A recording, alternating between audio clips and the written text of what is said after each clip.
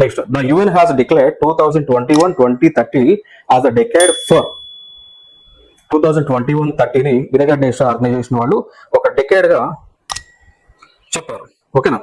So like 1 wildlife conservation, 2 sustainable developmental goals అని, next ecosystem restoration అని, 4 climate change mitigation అని. So 3 is the answer. ఇక్కడ మనకు కొంచెం కన్ఫ్యూజన్ వచ్చేది సస్టైనబుల్ డెవలప్మెంటల్ గోల్స్ కన్ఫ్యూజన్ వస్తుంది. ఓకేనా. సో జనరల్ గా ఈ సస్టైనబుల్ డెవలప్మెంటల్ గోల్స్ అనేది తీసుకొచ్చింది ఎప్పుడు 2017లో తీసుకొచ్చారు. టోటల్ గా 17 ఉంటాయి. 17 2030కి రీచ్ అవ్వాలి. ఇది సుస్థిర అభివృద్ధి లక్ష్యాలు అంట. బట్ యుఎన్ ఎప్పుడు కూడా 2021-2030 పీరియడ్ ని decade for sustainable developmental goals గా డిక్లేర్ చేయలేదు. బట్ డిక్లేర్ చేసింది ఏంటి, ఎకో సిస్టమ్ రిస్టోరేషన్ గా డిక్లేర్ చేశారంటే ఏదైతే పర్యావరణం అప్పటి వరకు స్పాయిల్ అయిందో దాని రిస్టోరేషన్ పునరుత్పాదక చేసినటువంటి కార్యక్రమాన్ని ప్రణాళికలు తీసుకొచ్చారు. సో కాబట్టి 3 is the answer. Next as of 2024 how many biosphere reserves are there in India. So భారతదేశంలో బయోస్ఫియర్ రిజర్వ్స్ ఎన్ని ఉన్నాయి అని అడుగుతా ఉన్నారు. నెక్స్ట్ క్వశ్చన్ 18 ఉంటాయండి, 18 ఉంటాయి ఇండియాలో. సో 18 కూడా ఒక ప్రోగ్రామ్, దాన్ని మెన్ అండ్ బయోస్ఫియర్ యునెస్కో వాళ్ళకి సంబంధించిన men and biosphere reserve, men and biosphere programme ఉంటుంది, మ్యాబ్ ప్రోగ్రామ్ అంటాం.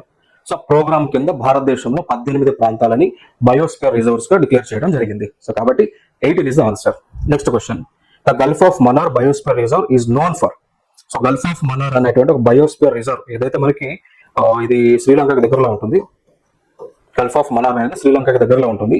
సో ఇది దేనికి గుర్తు అంటే దేని ఇండికేషన్ చేస్తుందని అడుగుతా ఉన్నారు. లైక్ కోరల్ రీఫ్స్ అనమాట. సో కోరల్ రీఫ్స్ ఇప్పుడు ఫర్ ఎగ్జాంపుల్ ఇది ఇండియా, శ్రీలంక.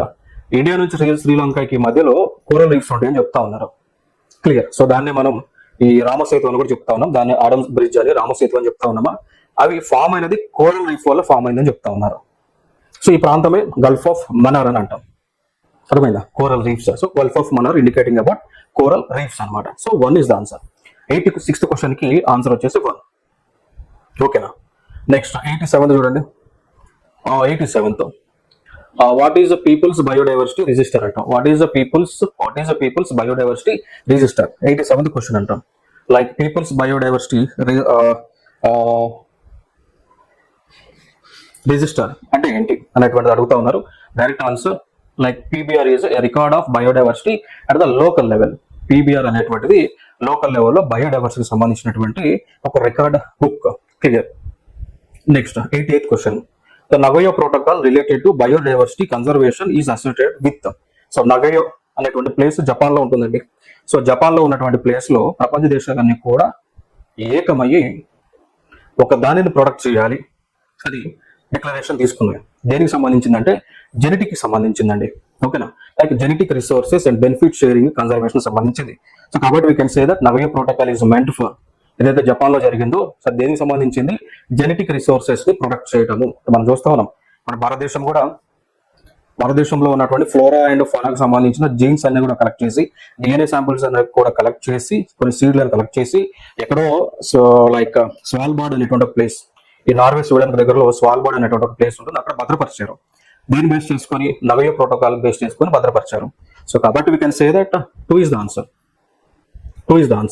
నెక్స్ట్ 89 చూద్దాం. The permissible noise level in residential areas during the day time in India is. Okay. So భారతదేశంలో ఎంత వరకు voice pollution like noise pollution ని మనం create చేయవచ్చు అంటే 55 decibels వరకు క్రియేట్ చేయవచ్చు. So 3 is the answer. 89th answer 3. Next question the national air quality index in India measures which key pollutants అండి. ఓకేనా. సో నాక్ అనేటువంటిది ఏదైతే ఉందో సో అది దేన్ని ప్రొడక్ట్ మనం మెజర్ చేస్తామంటే like PM particulate matter 2.5, particulate matter 10, carbon monoxide, sulphur dioxide, nitrogen oxide, ozone, ammonia. So వీటిని మనం మెజర్ చేస్తూ ఉంటాం. కాబట్టి we can say that 3 is the answer. 90 question కి answer 3. Next question what are transgenic organisms అంటాం. So transgenic అంటే genes ని మార్చినవి. అర్థమైందా. సో ట్రాన్స్జెనిక్ పేర్లలో ఉంటుంది. ట్రాన్స్ అంటే మార్చడం, జెనిక్ అంటే జీన్స్ జెనెటికల్ ఆర్డర్ ని మార్చేవి. So what are transgenic organisms అంటే organisms whose DNA has been modified with genes from another species. So అది. So 2 is answer. So just question లోనే ఉంటుంది, ఈ క్వశ్చన్ నుంచే ఆన్సర్ తీసుకురావచ్చు. Clear. So 2 is the answer. 92. The Paris Agreement aims to limit global temperature rise to 1.5 degrees centigrade.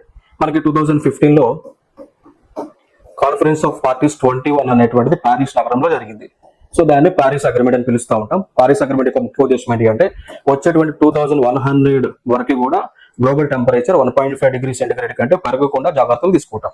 ఎంత అండి value? 1.5 degree centigrade. So 2 is the answer. 2 is the answer for this question. Next, 93. The acid rain has a pH lower than. So, like acid rain ki pH value ఎంత ఉంటుందని అడుగుతా ఉన్నారు. అంటే like 5.6 అండి. So 5.6 కంటే తక్కువ ఉంటుంది. So 2 is the answer. Next, the largest ozone hole is observed over. So ozone పొరకి బొక్కబడిందా అంటామా? సో అది ఎక్కడ ఎక్కువగా ఉంది అంటే లైక్ అంటార్క్టికా రీజన్ లో ఎక్కువగా ఉంది. So 3 is the reason. 3 is the answer. కాకపోతే ఇటీవల కూడా మనం చెప్తా ఉన్నారు ఓజోన్ ఏదైతే లేయర్ కి డిప్రెషన్ జరిగిందో అది రిస్టోరేషన్ జరుగుతా ఉంది అని చెప్తా ఉన్నారు. ఇక్కడ అంటార్క్టికాలో ఫామ్ అయిన దానిలో 3 is the answer. How does ocean acidification affect marine organisms? Okay, so సముద్రాలలో ఎసిడిటీ పెరిగింది అనుకోండి. సముద్రంలో ఎసిడిటీ అనేటువంటిది పెరగటం వలన కలిగేటువంటి ప్రభావాలు ఏంటి అని అడుగుతా ఉన్నారు. Like direct answer reduces shell formation in marine species. ఓకేనా? సో మరైన్ స్పీసెస్ లో సముద్ర జీవులలో షెల్ లేదా స్కెల్టన్ ఫార్మేషన్ తక్కువ అవుతుంది. ఇది consequence. So 2 is the answer. Separate class లో మనం ఈ ప్రతి క్వశ్చన్ కూడా ఇన్ డీటెయిల్ గా ఎక్స్ప్లెయిన్ చేద్దాం. ఎందుకంటే ఇప్పుడు ప్రతిది కూడా ఇన్ డీటెయిల్ గా నేను ఎక్స్ప్లెయిన్ చేస్తే video May reach to 5-6 hours వెళ్తుంది. బట్ అంత పేషెన్స్ మీకు లేకపోవచ్చు కాబట్టి సపరేట్ వీడియోస్ లో ప్రతి క్వశ్చన్ కూడా నేను ఎవ్రీ 4 ఆప్షన్స్ ని కూడా ఎక్స్ప్లెయిన్ చేసుకుంటూ వస్తాను. సపరేట్ వీడియోస్ చేద్దాం. సో ప్రెసెంట్ జస్ట్ మనకి ఓవర్వ్యూలో వెళ్ళిపోదాం. క్వశ్చన్ టు ఆన్సర్ క్లియర్, ఎందుకంటే మీ టైం సేవ్ అవుతుంది కాబట్టి. Next, the Montreal protocol 1987 is related to. So Montreal protocol అనేటువంటిది దేనికి సంబంధించింది అంటే ఓజోన్ లేయర్ యొక్క ప్రొటెక్షన్. సో మోంట్రియల్ అనేటువంటి ప్లేస్ కెనడా దేశంలో ఉంటుంది. సో కెనడా దేశంలో ఈ మోంట్రియల్లో మీటింగ్ జరిగింది. ఆ మీటింగ్ దేనికి అంటే ఓజోన్ లేయర్ యొక్క ప్రొటెక్షన్ సంబంధించి. So 1 is the answer. 96 का आंसर 1.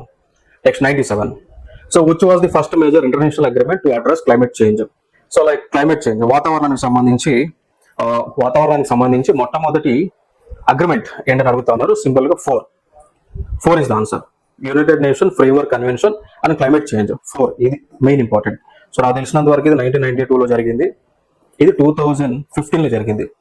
పారిస్ అగ్రిమెంట్ కూడా క్లైమేట్ చేంజ్ సంబంధించింది. యుఎన్ఎఫ్సిసి కూడా క్లైమేట్ చేంజ్ కి సంబంధించింది. కాకపోతే పారిస్ అగ్రిమెంట్ ముందు జరిగింది ఇది యుఎన్ఎఫ్సిసి 1992లో జరిగింది. పారిస్ అగ్రిమెంట్ 2015లో జరిగింది. కాబట్టి యూ కెన్ గో ఫర్ 4కి వెళ్ళిపోవచ్చు. ఇక మోంట్రియల్ అనేది ఓజోన్ లేయర్ కి సంబంధించింది. క్యోటో ప్రోటోకాల్ పొల్యూటెంట్స్ కి సంబంధించింది. ఇది పొల్యూటెంట్ కి సంబంధించింది, పొల్యూషన్ కి సంబంధించింది. జపాన్ లో జరిగింది, మోంట్రియల్ కెనడాలో జరిగింది. అర్థమైందా? సో అవి ఇంపార్టెంట్ ఇన్ఫర్మేషన్ ఇక్కడ. 98కి వస్తే the bone challenge AIIMS to. So bone అనేటువంటి ఛాలెంజ్ యాక్చువల్గా జర్మనీలో జరిగింది ఇది కాన్ఫరెన్స్. సో జర్మనీలో జరిగిన దానికి దానికి సంబంధించింది అని అడుగుతా ఉన్నారు. So Bonn challenge is meant for restore degraded and deforestation land అనమాట. సో ఏదైతే ల్యాండ్ మనకి డిఫారెస్టేషన్ జరిగిందో అక్కడ అఫారెస్టేషన్ చేయడం, చెట్లను పెంచేటువంటి కార్యక్రమం అనమాట.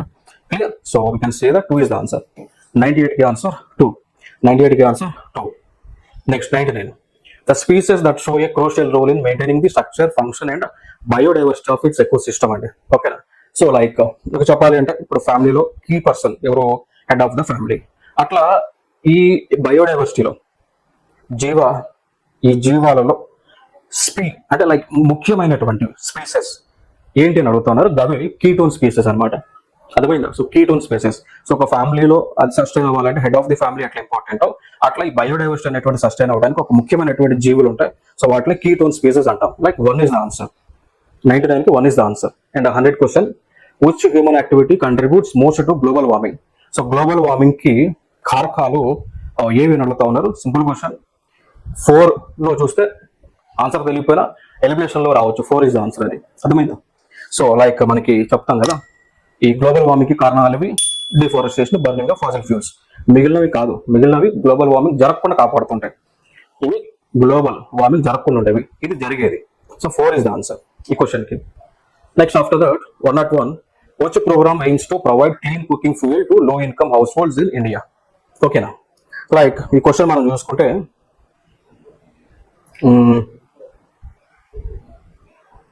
క్లీన్ కుకింగ్ ఫ్యూల్ కి సంబంధించింది.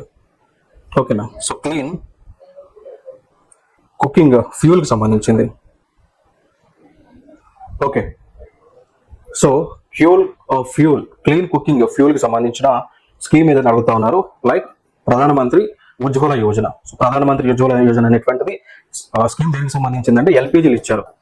గవర్నమెంట్ ఆఫ్ ఇండియా అతి తక్కువ ఈ మహిళా మండల సంఘాలకు లేకపోతే పూర్ పీపుల్ కు బీపీఎల్ ఫ్యామిలీస్ కు ఎల్పిజీలు సిలిండర్లు ఇచ్చారు సబ్సిడీ పైన. సో ఆ స్కీమే Ujjwala scheme. So 3 is the answer. Next question, black foot disease in human beings is caused due to use of water contaminated with. So black foot disease అనేటువంటిది దేని వల్ల వస్తుందని అడుగుతా ఉన్నారు. సో జనరల్ గా వాటర్ లో ఆర్సెనిక్ అనేటువంటిది ఉండటం వల్ల ఈ బ్లాక్ ఫుట్ డిసీజ్ అనేటువంటిది వస్తుందండి. Okay, next 103లో the main constituents of biogas or gobar gas are. So gobar gas లో ఎక్కువగా ఉండేటువంటివి ఏవి అని అడుగుతా ఉన్నారు. సో గోబర్ గ్యాస్ లో జనరల్ గా ఉండేది ఎక్కువగా methane. So like CH4 methane చాలా ఎక్కువగా ఉండేది. మెయిన్ కాన్స్టిట్యూయెంట్ వచ్చి మీథేన్ అనమాట. ఓకేనా. సో CH4 ఎక్కువగా ఉండేది, బట్ తక్కువలో హైడ్రోజన్ సల్ఫైడ్ కూడా ఉంటుంది, బట్ తక్కువ. దీంతో కంపేర్ చేస్తే తక్కువ. Okay, so we can say that methane. 103కి 1. అఫ్ కోర్స్ ఇప్పుడు హైడ్రోజన్ ఉంటుంది, కార్బన్ డైఆక్సైడ్ కొంత లెవెల్స్ ఉంటాయి కానీ తక్కువ, నైట్రోజన్ తక్కువ, హైడ్రోజన్ సల్ఫైడ్ ఉంటుంది కొంచెం తక్కువ, బట్ చాలా ఎక్కువ అంటే మీథేన్ ఉంటుంది. సో 103కి you can go for 1. Next question. So next question is that match the following ఇచ్చారు. ఇది టైప్ ఆఫ్ లిటర్ అని, approximate time to degenerate the litter. So litter అంటే వ్యర్థ పదార్థాలు అవి కులిపోవడానికో, కంపోస్ట్ అవడానికో, డీకంపోజ్ అవడానికో ఎంత వ్యవధి పడుతుంది అనేటువంటిది అడిగారు. క్లియర్.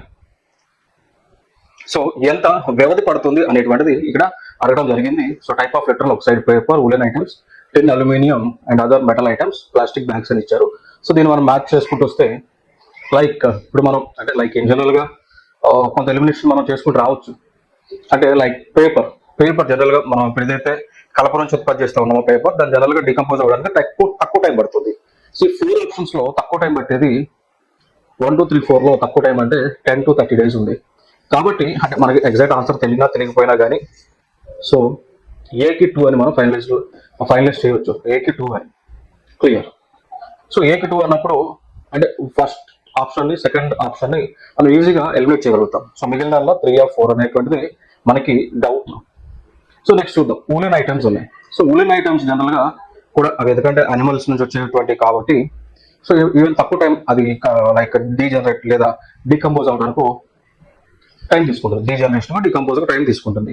కాబట్టి అట్లయినా మన ఉలెన్ ఐటమ్స్ ఉన్న మిగిలిన 1, 3, 4 ఆఫ్ స్టేట్మెంట్స్ లో చూస్తే ఫస్ట్ తక్కువ ఉంది అంటే కాబట్టి బికి 1 ఈజీగా ఛాన్సెస్ ఎక్కువగా ఉన్నాయి. సో బికి 1 కాబట్టి సో ఏకి 2, బికి 1 ఉన్న స్టేట్మెంట్ 3 మాత్రమే. So only 3, right. So only 3 కాబట్టి we can go for 3 option.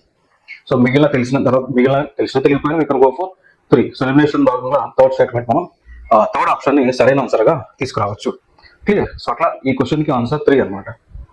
Next question, which marine organisms are at risk from ocean acidification due to their dependence on calcium carbonate to form shells and skeletons. So general గా ఇక్కడ ఈ skeletons అనేటువంటివి calcium carbonate తో form అవుతుంటాయి. CaCO3. Okay, like CaCO3. So calcium carbonate. So generally ఈ calcium carbonate అనేటువంటిది general గా basic calcium అనేటువంటిది బేసిస్ కింద మనం కన్సిడర్ చేస్తుంటాం. అయితే ఈ మరైన్ ఆర్గానిజమ్స్ ఏవైతే ఉన్నాయో, సో ఏవైతే జనరల్ గా షెల్స్ ని కాల్షియం కార్బోనేట్ తో ఫామ్ అవుతున్నాయో, సో లైక్ బేసిస్ తో ఫామ్ అవుతున్నాయో, ఆ బేసిస్ తో ఫామ్ అయినప్పుడు దాంట్లో అంటే జనరల్ గా ఈ బేసిస్ తో ఫామ్ అవుతాయి ఇవన్నీ కూడా ఓషన్ ఎసిడిఫికేషన్ జరిగినప్పుడు, అంటే ఈ సముద్రాలలో ఎసిడిటీ పెరిగినప్పుడు, ఇవేం బేసిస్ ఎసిడిటీ పెరిగినప్పుడు ఏమవుతాయి అంటే దీని యొక్క షెల్స్ ఏవైతే డిఫార్మేషన్ లోకి వస్తాయి అనమాట. అంటే వీటికి చాలా ఇబ్బందికరమైనటువంటి పరిస్థితి ఏర్పడతా ఉంటుంది. స్నైల్స్ అయినా, ఆర్చిన్స్ అయినా, ఓస్టర్స్ అయినా. సో కాబట్టి you can say that 4 is the answer. So 4 is the answer ఈ క్వశ్చన్ కి. నెక్స్ట్ ఇంకొకటి, what is the role of the United Nation environmental programme in the context of ozone depletion. So ముందుగా మనం అంతకుముందు చెప్పాం general గా. So ozone depletion లేదా ozone layer లేదా ఓజోన్ సంబంధించిన ప్రోటోకాల్ ఏదైనా ఉంది అంటే అది మాంట్రియల్ ప్రోటోకాల్ అన్నాం. సో అది లైక్ కెనడా అనేటువంటి దేశంలో మాంట్రియల్ అనేటువంటి ఒక ప్లేస్ ఉంటుంది, అక్కడ జరిగిన ప్రోటోకాల్. సో అది ఓజోన్ కి సంబంధించింది. కాబట్టి ఓజోన్ డిప్లేషన్ రెలవెంట్ ఏమైనా ఉన్నాయి చూడండి ఇక్కడ.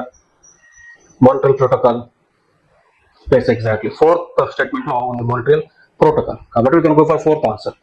Okay, so like next after that 107 చూసుకుంటే Match the following diseases and their modes of transmission. Like cholera, hepatitis A, influenza, malaria అన్నారు. సో అవి దేని ద్వారా ట్రాన్స్మిషన్ అవుతూ ఉన్నాయి అనేటువంటివి మనం ఇక్కడ ఫైండ్ అవుట్ చేయాల్సి ఉంటుంది. లైక్ మలేరియా, సో జనరల్గా మనం చూస్తుంటాం మలేరియా అనేటువంటిది ఇన్ జనరల్ మలేరియా అనేటువంటిది దోమకట్టు వల్ల, మస్కిటో బైట్ వల్ల మలేరియా అనేటువంటిది స్ప్రెడ్ వస్తూ ఉంటుంది. కాబట్టి సో మిగిలినవి తెలిసినా తెలియకపోయినా మలేరియా ఎప్పుడు కూడా మనం వింటూ ఉంటాం, వర్షాకాలంలో మలేరియా స్ప్రెడ్ అవుతుంది దోమకాటు వల్ల అని చెప్పేసి న్యూస్లో చదువుతుంటాం. కాబట్టి సో అట్లా మనం డికోడ్ చేసి ఆన్సర్ తీసుకొచ్చే ప్రయత్నం చేద్దాం ఒక్కసారి. లైక్ మలేరియా అన్నప్పుడు మస్కిటోస్ ఎక్కడైనా మ్యాచ్ అవుతుందా? ఎస్. సో కాబట్టి వీ కెన్ గో ఫర్ డీకి 2 ఉండాలి. సో డీకి 2 ఉండాలి. సో డీకి 2 ఉన్నవి చూస్తే ఇక్కడ ఒకటి, ఇక్కడ ఉంది. కాబట్టి ఇది లేదు కాబట్టి వీ కెన్ గో ఫర్ C3ని స్ట్రైక్అవుట్ చేయొచ్చు మనం. నెక్స్ట్ కలరా చూద్దాం. సో కలరా అనేటువంటిది జనరల్గా వర్షాకాలంలోనే వరదలు వచ్చినప్పుడు సంక్రమిస్తూ ఉంటుంది కలరా. సో అంటే లైక్ అది మనకి కలరా అనేటువంటిది ఫుడ్ అండ్ వాటర్ ద్వారా స్ప్రెడ్ అవుతుంది. సో కాబట్టి వీ కెన్ గో ఫర్ ఏకి 3. సో ఇక్కడ మ్యాచ్ అవుతుందా చూడండి, ఇక్కడ 4 1లో ఉంది అంటే 2 పోతుంది, 2లో ఏకి 4 ఉంది కాబట్టి తీసేద్దాం. అంటే 1 and 2తో మనం లెఫ్ట్ అవుతాం. నెక్స్ట్ బి అంటే హెపటైటిస్ ఏ అని అంట. సో hepatitis A, so in general airborne transmission typically through droplets from cough and sneeze. So hepatitis అనేటువంటిది మనకి కాఫ్ అండ్ స్నీజ్ ద్వారా స్ప్రెడ్ అవుతూ ఉంటుంది. So we can go for బికి 4 ఉండాలి. So we can say the బికి 4 ఉండాలి. So బికి 4 ఉండాలి. సో బికి 4 అంటే మనకున్న లెఫ్ట్ ఓవర్ ఆప్షన్ వచ్చేసి 4. So we can say that 4 is the answer. Clear కదా? సో లైక్ మనం కలరా మనం చూసుకుంటే ఫుడ్ అండ్ వాటర్ ద్వారా స్ప్రెడ్ అవుతుంది. హెపటైటిస్ ఏ మనం చూసుకుంటే కాఫ్ అండ్ స్నీజ్ ద్వారా స్ప్రెడ్ అవుతుంది. ఇన్ఫ్లుయెంజా వచ్చేసి బ్లడ్ ఆర్ బాడీ ఫ్లూయిడ్స్ వల్ల స్ప్రెడ్ అవుతుంది. డి మనం చూసుకుంటే మస్కిటోస్ వల్ల. ఓకే, లైక్ డి మనం చూసుకుంటే మస్కిటో బైట్ వల్ల స్ప్రెడ్ అవుతుంది. సో కాబట్టి we can go for 4 is the answer. 107కి answer 4. Next after that 108. Which of the following is not a renewable energy source in India? So renewable energy కానిది అంటే పునరుత్పాదక శక్తి లేనటువంటిది అని ఏంటి అని చెప్పేసి అడుగుతా ఉన్నారు. So 1 solar energy. సో ఇది రెన్యూబుల్, ఎంత మనం యూజ్ చేసినా ప్రొడ్యూస్ అవుతూనే ఉంటుంది సన్ నుంచి కాబట్టి. హైడ్రో అంటే వాటర్, సో వాటర్ వల్ల ప్రొడ్యూస్ అవుతుంది, వాటర్తో ప్రొడ్యూస్ చేస్తాం, వాటర్ అన్లిమిటెడ్గా వస్తుంటుంది కాబట్టి ఎవ్రీ టైం రైన్ఫాల్ వస్తుంది కాబట్టి వాటర్ రెన్యూబుల్. విండ్ ఎనర్జీ కూడా రెన్యూబుల్. సో అంటే విండ్తో మన ఎనర్జీ ప్రొడ్యూస్ చేస్తూ ఉన్నాం. న్యూక్లియర్ అనేటువంటిది ఎనర్జీని మనం ఇన్ జనరల్గా న్యూక్లియర్ ఎనర్జీని యురేనియం నుంచి, థోరియం నుంచి, మోనోజైట్ శాండ్ నుంచి మనము న్యూక్లియర్ ఎనర్జీని ప్రొడ్యూస్ చేస్తూ ఉంటాం. సో యురేనియం అయినా, థోరియం అయినా, మోనోజైట్ అయినా ఇవన్నీ కూడా లిమిటెడ్ సోర్సెస్. సో అర్థంలో లిమిటెడ్గా దొరికేటువంటివి కాబట్టి we can say that second option non renewable అని చెప్పొచ్చు. Clear? So 2 is the answer. Next 109. Which of the following is not a type of biodiversity? So దీనిలో బయోడైవర్సిటీ కానటువంటివి చూసుకుంటే population biodiversity. 2 is the answer. 109కి 2. 110కి which is the largest solar park in India by installed capacity? So solar parks జనరల్గా రాజస్థాన్లో ఎక్కువగా ఉన్నాయి. So అట్లయినా మనం వెళ్ళొచ్చు. లైక్ 1 భార్లా సోలార్ పార్క్ రాజస్థాన్ ఏదైతే ఉందో, సో ఇది largest solar park కెపాసిటీలో.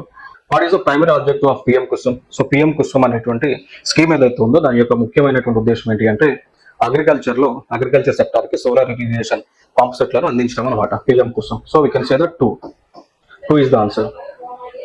Where was India's first waste to energy plant? So waste నుంచి ఎనర్జీ కన్వర్ట్ చేసేటువంటి ప్లాంట్లను మొట్టమొదటిసారిగా భారతదేశంలో ఢిల్లీ నగరంలో ఏర్పాటు చేయడం జరిగింది. సో కాబట్టి we can go for 2 is the answer. Second క్వశ్చన్కి second option is right. Next 114కి యాసిడ్ రైన్స్ అనేటువంటివి ఎట్లా జరుగుతూ ఉన్నాయి అని అడుగుతా ఉన్నారు. సో జనరల్గా యాసిడ్ రైన్స్ అనేటువంటివి ఎట్లా ఫామ్ అవుతుంది అంటే, ఫర్ ఎగ్జాంపుల్ ఇది nitrogen oxide. So nitrogen oxide H2O తో కలిసినప్పుడు ఇదేమవుతుందంటే నైట్రిక్ యాసిడ్గా మారుతుంది. క్లియర్? సో నైట్రిక్ యాసిడ్గా మారుతుంది, HNO3గా మారుతుంది. క్లియర్? సో బ్యాలెన్స్ చేయాలంటే we can balance it. So ఇది ఈక్వేషన్.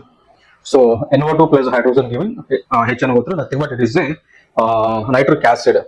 సో అట్లానే సల్ఫర్ డైఆక్సైడ్ కూడా వర్షం అంటే రైన్ఫాల్, నథింగ్ బట్ H2O తో కలిసి it gives rise to H2SO4 అంటే H2SO4 అనేటువంటిది ఇది ఒక సల్ఫరిక్ యాసిడ్ అండి. సో ఇక్కడ 2 పెట్టవచ్చు clear. So SO2 plus H2 gives rise to sulphuric acid. Okay, so కాబట్టి ఇక్కడ యాసిడ్ రైన్స్ అనేటువంటి ఫామ్ అవడానికి ప్రధానమైనటువంటిది nitrogen oxide and sulphur dioxide. So 1 is the answer. ఈ కెమికల్ రియాక్షన్ బట్టి ఈక్వేషన్ బట్టి మనం చెప్పవచ్చు 1 is the answer. Next question, which of the following microbes is commonly used in oil spill cleanup. So general గా సముద్రంలో వెళ్ళేటప్పుడు ఏదైతే ships oil ని క్యారీ చేసే సమయంలో అది ఆ షిప్స్ బోర్లో పడటమో అలాగే కొంత షిప్ ట్యాంకర్ నుంచి ఆయిల్ స్పిల్ వాటర్ మీద పడినప్పుడు దాన్ని క్లీన్ చేయడానికి మనకు ఒక మైక్రో ఆర్గానిజమ్స్ ఉన్నాయి. సో అవి సూడోమోనాస్ పుటీడా అనేటువంటి ఒక మైక్రో ఆర్గానిజమ్స్. సో వీటిని అక్కడ ఆయిల్ స్పిల్స్ పైన పెట్టినప్పుడు ఆయిల్ స్పిల్ మొత్తాన్ని కూడా ఇవి తినేస్తూ ఉంటాయి. క్లియర్. సో అవే సూడోమోనాస్ పుటీడా అనేటువంటివి. So we can say that 2 is the answer. Next after that, 116. Which state is the largest producer of copper in India? Rajasthan answer. Like Rajasthan లో K3 mines అనేటువంటివి ఉంటాయండి. So రాజస్థాన్లో K3 మైన్స్ అనేటువంటి ఉంటాయి. Clear. So K3 mines అనేటువంటి ఏవైతే ఉన్నాయో so ఇక్కడ కాపర్ ఎక్కువగా దొరుకుతుంది. కాబట్టి we can say that Rajasthan is the first place, largest producer of copper in India. Next, the sum of squares of 2 consecutive numbers. So general గా ఇది arithmetic and reasoning separate గా మళ్ళీ separate వీడియోలో deal చేద్దాం. So GS ఇప్పుడు complete చేస్తాం. So arithmetic అన్ని కూడా సపరేట్ వీడియోలో we will give explanation for them. Clear. So ఇవన్నీ కూడా అర్థమెటిక్ కి సంబంధించినటువంటి క్వశ్చన్స్ ఉన్నాయి. Maths and reasoning we will give the separate explanation for this questions. Clear. So ఇవి మనకి జిఎస్ కి సంబంధించినటువంటి కాన్సెప్ట్స్. క్లియర్. సో జిఎస్ కు సంబంధించి 1 నుంచి 150 క్వశ్చన్స్ మధ్య ఉన్న జనరల్ స్టడీస్ అంతా కూడా. సో అది ఏ సబ్జెక్ట్ అయినప్పటికీ కూడా, so whatever the subject it is, whether it is history, science and tech, environmental, geography, physics, chemistry, what not అన్ని సబ్జెక్టులు కూడా మనం డిస్కస్ చేసాం. సో కంప్లీట్ గా జనరల్ స్టడీస్ మనం డిస్కస్ చేసాం. ఇక లెఫ్ట్ ఓవర్ పార్ట్ వచ్చేసి arithmetic and reasoning. So we will explain even those video concepts in other video. Clear. So that's I think. So మీకు ఈ అప్డేట్స్ అన్ని కూడా రావాలి అంటే please subscribe to our YouTube channel. So along with that, join in our Telegram channel for regular updates. Clear? So that's the information. So we will meet in the next video. Thank you so much.